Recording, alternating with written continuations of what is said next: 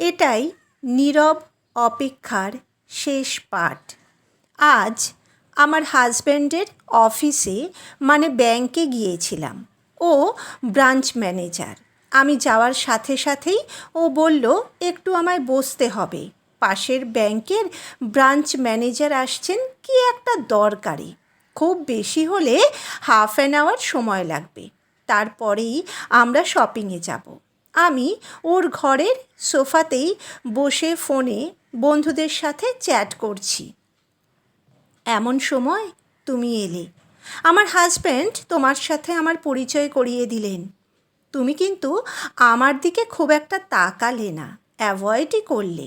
আমি সোফায় বসে তোমাকে দেখছিলাম, কিন্তু তুমি তাকালে না।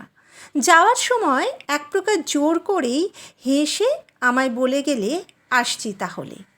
আমি তোমার ব্যবহারে একটুও অবাক হইনি, আর আমি জানি সেটা তুমিও জানো।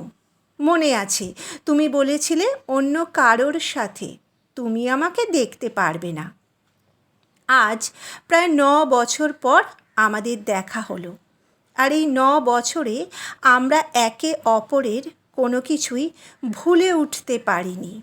আর এই 9 বছর ধরে আমার মনে একটা অপেক্ষা ছিল, তার অবসানও হলো। ভালো থেকো।